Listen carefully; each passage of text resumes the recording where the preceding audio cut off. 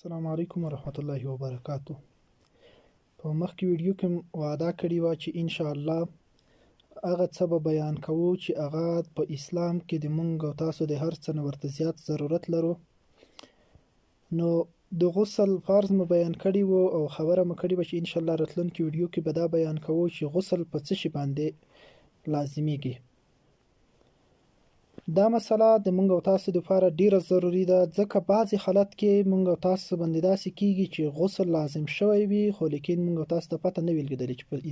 مو باندې غسل لازم شوی دی،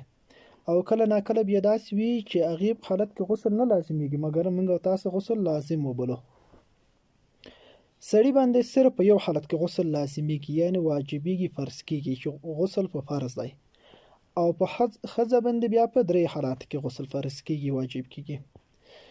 سړي باندې چې غسل واجبیږي هغه په حالت د انزال د منی کې، چې انسان نه د سړي نه کله منی ووځي، نو په دغه انسان باندې غسل واجبیږي. هغه منی چې دی هغه که په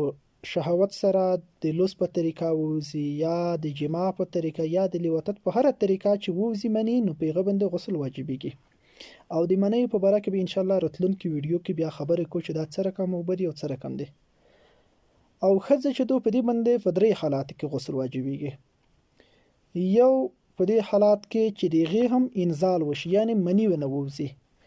نو هغه هم که په جماع سره وي، که په لوس په طریقه یا په بله طریقه، په هره طریقه چې وي چې په دې باندې غسل هغه وشي، انزال وشي، نو په هغې باندې غسل واجبیږي.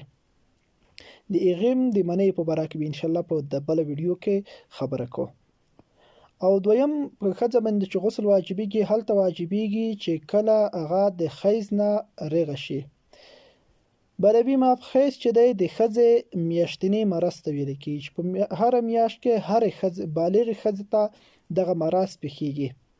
چې هغه د هرې ښځې خپل عادت معلوم وي چې هغه 3 ورځې یا 4 ورځې یا 7 ورځې، هر څو ورځې چې وي،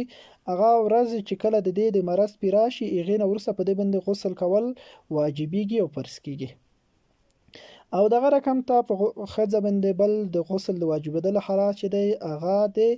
نفاس د مودې نه وروسته دی. د نفاس موده دې ته ویل کېږي چې کله د یوې ښځې الود پیدا شي، د الوده نه وروسته به عربي ماب چې ښځې ته کوم مرض راځي، د هغه مرض د ختمېدلو نه وروسته په دغه ښځه باندې غسل واجب او فرض دی. خو لیکن دلته یوې خبرې ته فکر وي چې د دې نه وروسته په پښتنې کې یوه خبره مشهوره ده چې ښځې الود نه وروسته څلوېښتي ورته ویلی کېږي، او دا څلوېښتي اکثره ښځې پیره کوي چې بس 4 ورځې نه لمونځ کړي او نه روژه نیسي او نه بل عبادت کړي او نه غسل کړي. دا یو غلط رواج دی، یو بیخي د اسلام نه وتلی رواج دی. اگر که ښځې الود پیدا شي په دغه ورځ باندې د دې مرض ښه شي، نو بیا هم په دې باندې غسل واجب دی، او که 10 ورځې ونڅي هم په واجب دی. آخري حد چې دی 4 ورځې دی. 4 ورځې که ووته د دې مرض ښه نه شو، نو بیا په 40مه ورځ به دې غسل کړي او د هر لمونځ ته به اودس کړي. او که چیرته په اوله ورځ ښه شو، په دویمه ورځ ښه شو، ان تر 40مه ورځ چې په کومه ورځ رغه شوه، نو په هغه ورځ به یعنې د دې بدمي ما په وینه ودرده، نو دی به غسل کړي او خپل لمونځ اودس